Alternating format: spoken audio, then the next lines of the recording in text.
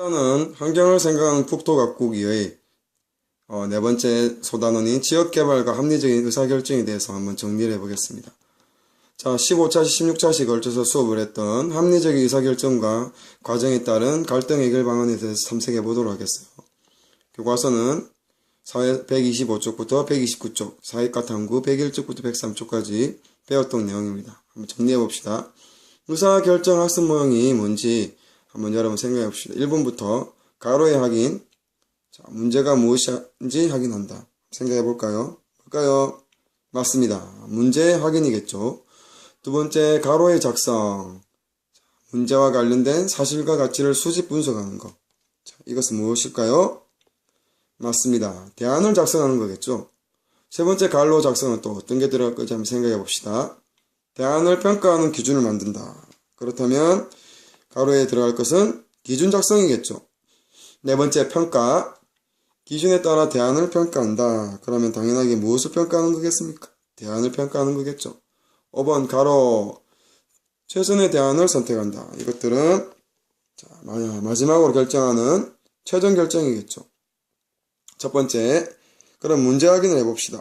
결정해야 할 갈등 상황을 확인해야겠습니다. 자, 그 갈등의 문제가 뭘까요? 플라스틱 제조 공장이 들어서는 것입니다. 그렇다면 그에 대한 대안을 작성해 봅시다. 문제와 관련된 사실 가치를 분석하고 대안을 찾아보는 것인데요. 자, 첫 번째 사실, 공장을 세우면 지역 주민에게 가로를 제공할 수 있다. 뭘까요? 맞습니다. 일자리겠죠. 일자리를 제공할 수가 있어요. 그럼 가치는 공장의 건설보다는 갈로과 갈로의 파괴를 막는 것이 중요하다. 어떤 가치가 필요할까요? 맞아요. 자연환경과 문화유산의 파괴를 막는 것이 더 중요하겠죠. 그래서 대안을 우리가 세울 수가 있는데 1번을 짓자. 무엇을 지어야 될까요? 맞아요. 공장을 짓자. 두 번째는 공장을 짓지 말자. 세 번째, 오염 방제 시설을 잘 만든다면 공장을 짓는데 찬성한다. 그러면 그걸 가지고 기준을 작성하겠죠. 대안 평가를 기준을 만들게. 첫 번째, 가로를 늘릴 수 있나요? 무엇일까요? 소득을. 두 번째는 무엇을 보존할 수 있나요? 환경. 맞아요.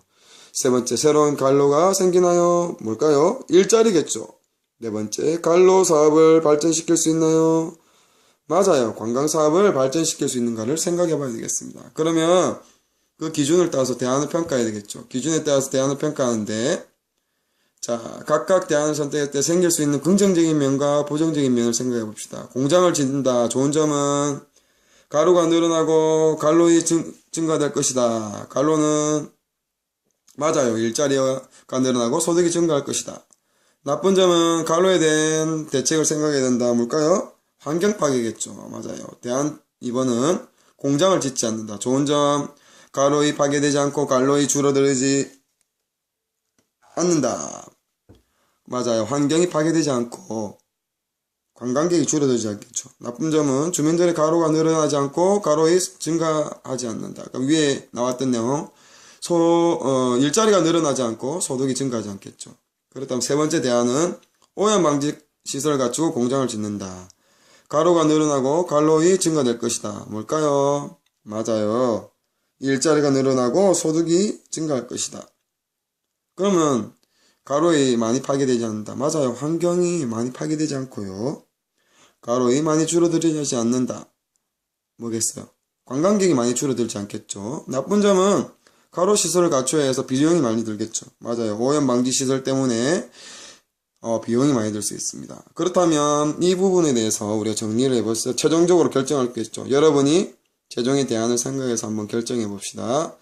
1번 최종 결정 무엇인지, 2번 이유가 뭔지를 곰곰하게 생각해 보고 어떻게 하면 합리적 의사결정의 과정에 따른 갈등 해결 방안을 해결할 수 있는지 여러분이 생각해 보도록 합시다.